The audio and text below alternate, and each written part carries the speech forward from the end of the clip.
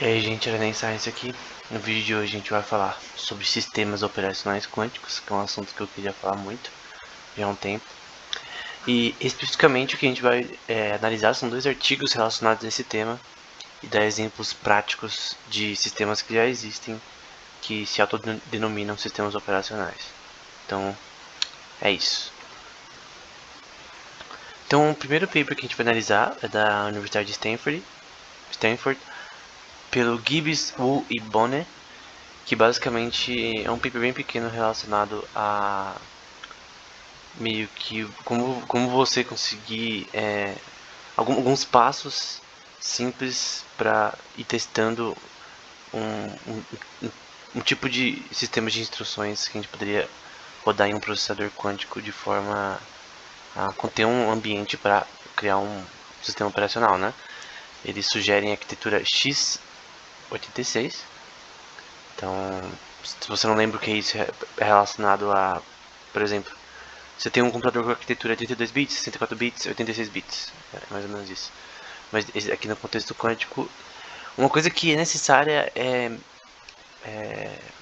memória RAM, que seja quântica também, só que a gente não tem no momento algo desse tipo. A gente só tem a clássica, porque é muito difícil armazenar qubits em memórias do tipo RAM, né? Que é memória de recesso randômico. É muito complexo porque você não consegue armazenar as coisas por muito tempo, né? Mas vamos lá. Então aqui é um processador clássico conectado a uma FPGA quântica. FPGA é uma coisa para você, é tipo uma placa programável. Então, por exemplo, no passado, agora não, né? Hoje em dia é usado a ASIC, que é mais rápido. Mas eram usados FPGAs para minerar bitcoins, por exemplo, ou outras moedas como Monero, Ethereum, porque você consiga programar ela para se adaptar ao Proof of Work que era necessário dentro do contexto do Bitcoin ou outras moedas, dependendo do protocolo que elas usavam para você minerar mais rápido, né? Então o FPGA é uma placa programável. Nesse caso, eles estão sugerindo uma que tenha propriedades do contexto da computação quântica. E ele está falando sobre processos de programas da FPGA, que eu teria uma descrição de um circuito que está ali no C, pelos estados desse circuito, enfim, é uma arquitetura simples aí. Aí ele dá um exemplo de como a gente poderia aplicar um exemplo prático para testar nosso sistema, para realmente ver que a supremacia de computadores quânticos versus computadores clássicos num problema, por exemplo, como craquear senhas de qualquer tipo de serviço, né? Ou hashes, enfim. Aí eu estou mostrando tem outros também no GitHub, que são repositórios com senhas comuns, nesse caso com 10 milhões de senhas comuns, que incrivelmente tem somente 8 mega, né, porque é em formato texto. E os autores vão citar, imagine que você tem um dicionário de palavras, de passwords, né, que no nosso caso são 10 milhões, que você tem que ver cada uma delas ser a senha da pessoa, né, você tem que ver cada uma individualmente, de forma linear. Na questão do computador quântico, ele é mais rápido pela raiz quadrada desse dictionary. Então, ele de uma forma simples, obviamente não é uma forma tão rigorosa, mas de uma forma simples, computação quântica mais rápida, você poderia dizer na prática como a raiz quadrada no contexto do seu input, mais rápido que uma computação clássica, né? Então, na de baixo a gente tem, por exemplo, um algoritmo que rodaria de forma linear, de brute force mesmo, tentando todas as senhas, que ia demorar de forma linear, uma forma lenta, e versus o exemplo quântico, que seria a raiz quadrada disso, né? O certo era ter posto n ali, em vez de d, mas enfim, que rode n vezes mais rápido. E eles citam que, imagine que você tenha um número de 2 elevado a 66 combinações de 10 palavras possíveis no contexto de senhas, o que já é bastante. Mas normalmente você usaria senhas que fossem que fossem mais comuns. Então, um computador quântico que eu coloquei como CQ iria craquear em 2 elevado a 33, no sentido de ser mais rápido, né? Você é um gap enorme de 2 elevado a 66 para 273, né? Então, por ele ser a raiz quadrada mais rápida, de velocidade mais rápida do que de você fazer de uma forma linear, então fica mais rápido na prática. O problema é que esse argumento não é tão válido, porque você poderia, por exemplo, colocar algoritmos que não rodam de forma linear no contexto de craquear senhas, que de repente até rodem mais rápido do que a gente tem no 83, né? Se você colocar um algoritmo que consegue pegar as palavras mais comuns de uma forma mais eficiente, de repente você consegue baixar até mais rápido do que teoricamente na computação quântica. Então não é que sempre vai ser mais rápido no computador quântico. Às vezes sim, para alguns problemas sim, mas para outros não. Então, dependendo do caso, você teria que criar um algoritmo dentro do contexto da computação quântica que rode mais rápido do que a versão clássica desse algoritmo. Que na prática você tem um sistema mais rápido no computador quântico, mas não significa que todos os problemas são resolvíveis mais rápido, né?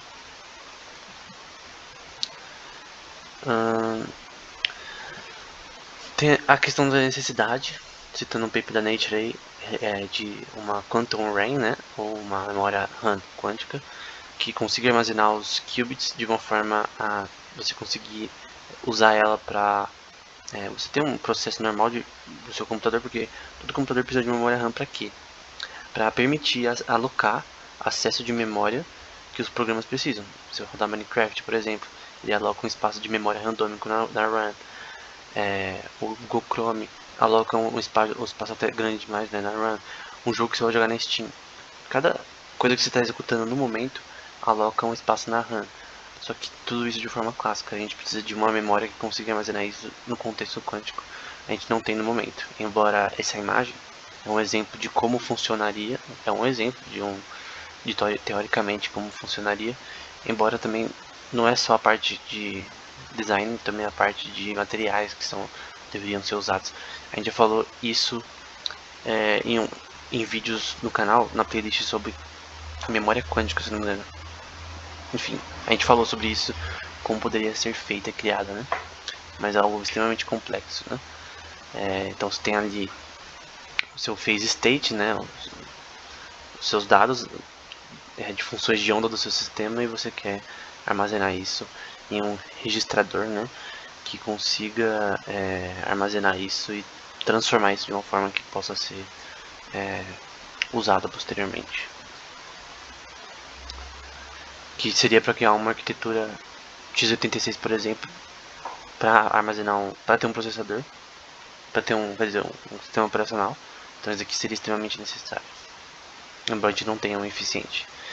Aí tem esse outro paper, também relacionado a esse tema, que é o Origin Pilot, que é basicamente um sistema operacional para você usar sistemas quânticos de forma mais eficiente, né? E uma coisa que eles fazem, que está citado nesse artigo também, é a questão de você ter um algoritmo de shadowing, né? Eu vou explicar o que é. Então, imagine que você está jogando Minecraft, por exemplo. Minecraft, você tem o LoL aberto e outros jogos, Google Chrome. Cada coisa que você está rodando vai estar aqui embaixo está errado, tá? A citação correta é essa daqui, que eu coloquei de outro vídeo sem querer. A citação correta é essa daqui, dessa imagem, né? E basicamente você tem ali seus jogos, seus sistemas estão rodando, e você quer ter a questão de rodar esses processos de uma forma que seja correta, né?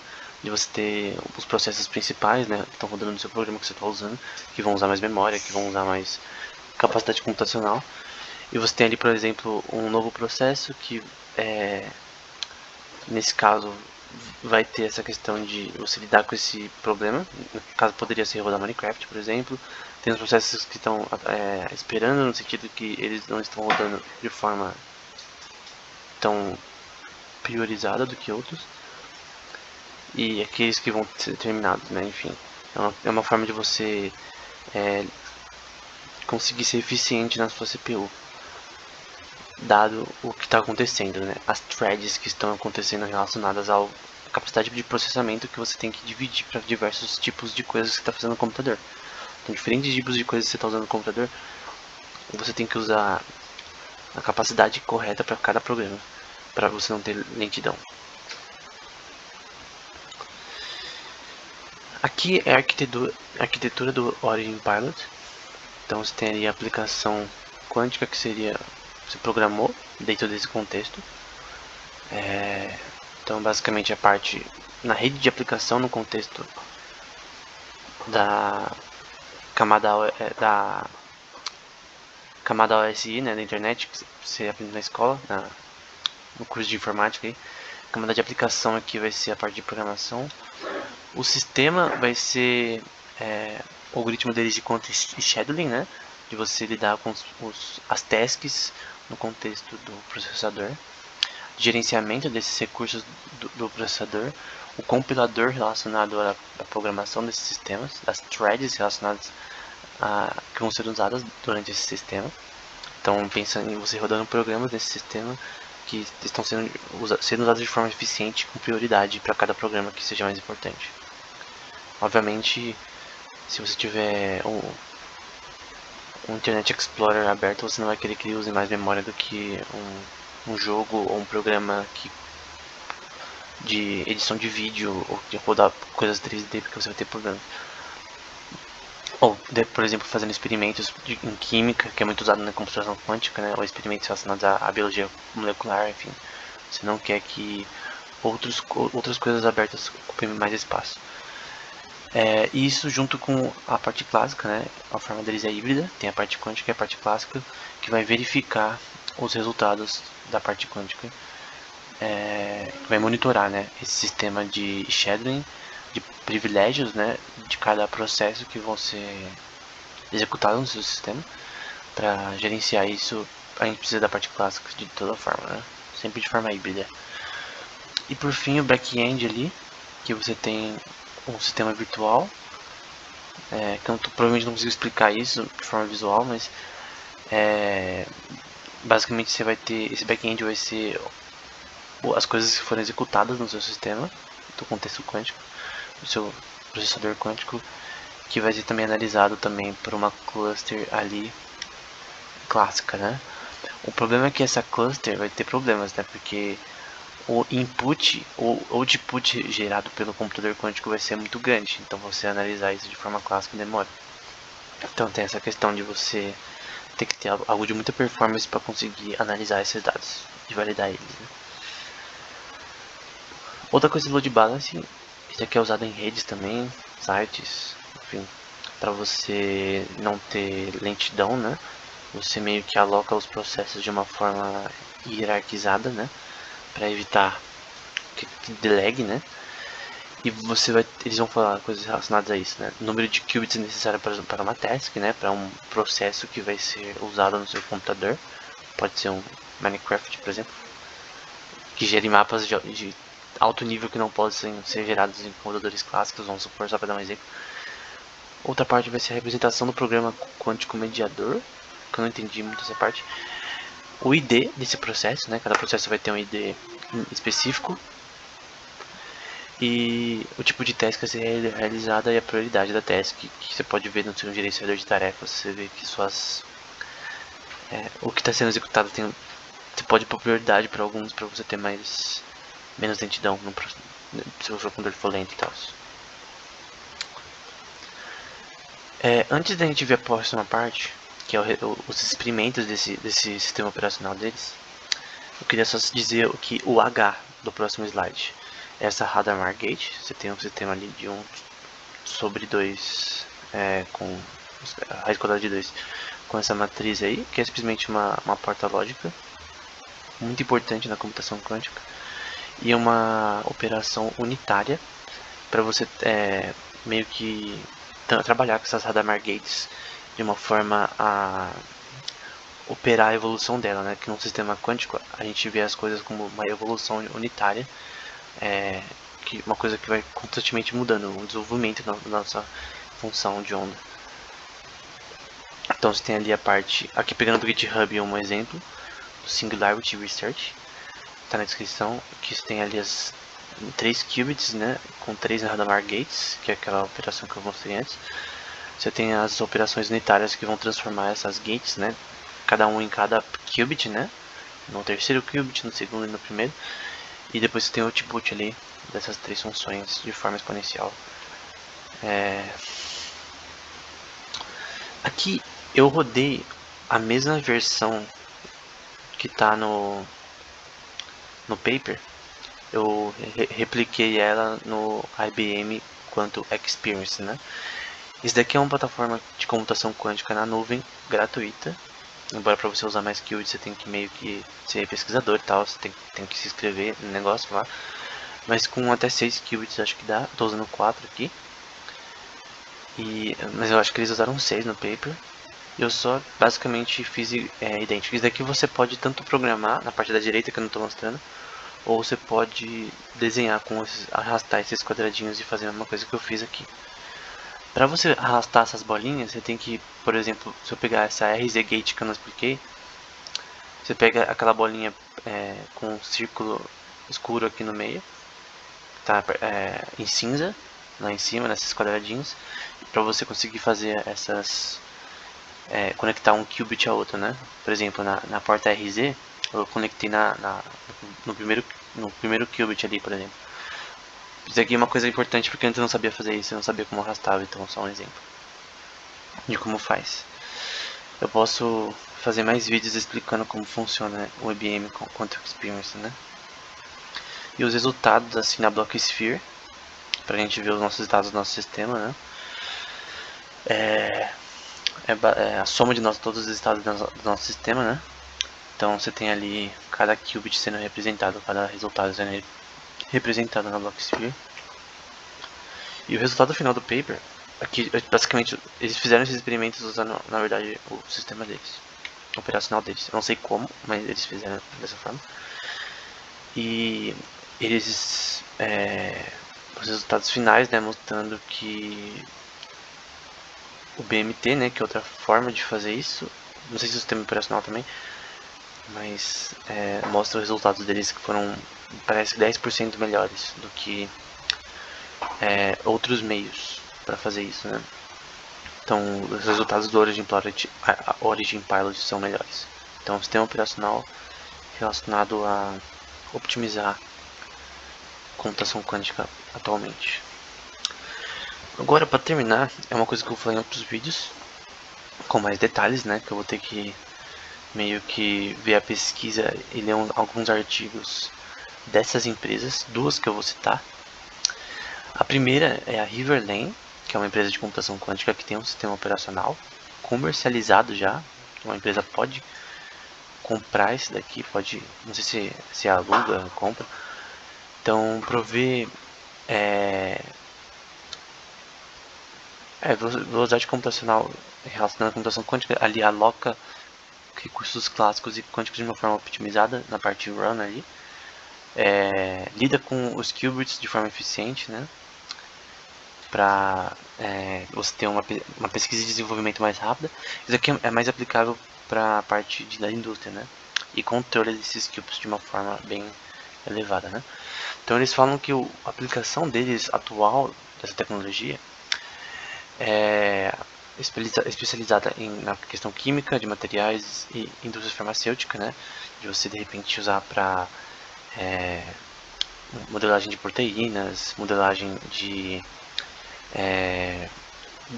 questões relacionadas a questão de empresas farmacêuticas, né? De desenvolver novos medicamentos, você tem uma simulação disso mais rápida, né? Que realmente você já consegue isso. Por exemplo, o paper relacionado à computação quântica da Google, que é famoso lá sobre supremacia quântica, alegando isso de forma talvez estranha, era sobre química também. Então, as aplicações atuais relacionadas à computação quântica são mais na química. Seja isso relevante ou não, né? Se realmente funciona ou não, não sei, né? Tipo, se valeria a pena para sua empresa contratar esse serviço, é questionável. por enquanto, né? Não é uma coisa tão validada, mas para quem é da indústria, farmacêutica, química ou coisas do tipo, nesse caso seria bom. Aí eles estão falando que tem parceiros da AstraZeneca, que é a vacina, por exemplo, né? Não sei se foram usados esse tipo de computador de sistema operacional relacionado à vacina, outra coisa provavelmente não. Mas tem o Merck, Johnson Matthey, Astex, enfim. A mais famosa é a AstraZeneca, que usa esse serviço, por exemplo, provavelmente. Outro sistema que eu também vou falar em outro vídeo, com detalhes, é o Parity OS. Eu não vi o canal do YouTube deles, né, por enquanto. Provavelmente só vou ver os artigos deles para estudar sobre a arquitetura deles. Por exemplo, esse daqui eu vou ter que... Eu vou ver os vídeos do canal deles, que eles explicam o produto deles de uma forma mais elevada. E os papers também deles também eu vou ter que ler, e também os da Parity OS, se tiver, né? Aí eu vou fazer um vídeo separado explicando cada um com detalhes, né? A pesquisa deles e tal, de explicar como essas empresas funcionam. Aí só para explicar essa imagem, você tem o input ali, problema do mundo real, você tem o sistema operacional deles, que tenta compilar isso no contexto quântico e dar um output que seja mais rápido e mais eficiente no contexto provavelmente de química, indústria da vida. Era isso, espero que esse vídeo tenha sido útil. Eu vou ter que fazer os vídeos sobre tanto o DeltaFlow quanto o ParrotOS. Eles são sistemas operacionais reais de computação quântica, mas aplicados para a indústria. Então obviamente você não vai ter isso no seu desktop ainda. A questão de ter um sistema quântico que poderia ser feito em casa, né, por exemplo, porque eu poderia comprar na loja e trazer para casa. Com certeza não vai usar como fala, porque tem um estilo de computação quântica que ele que ele tem que ser criogenizado, né? Esse estilo talvez não seja o que vai estar na sua casa, né? Que é o que você está vendo na foto, por exemplo, no fundo, que é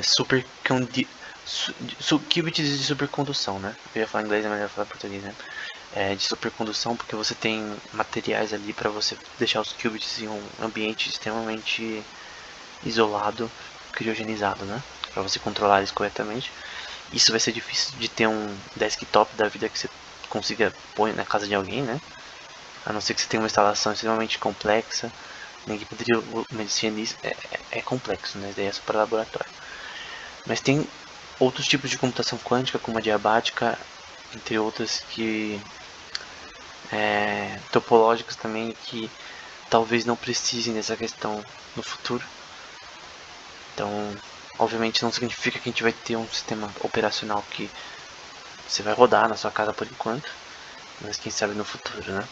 E aí rodar isso, quem sabe, em jogos, outra coisa que é o objetivo final, né? Você ter isso acessível não só para laboratórios, como atualmente, mas para todo mundo no futuro, né? Daqui a uns 70 anos, ou 30, enfim, ou 10.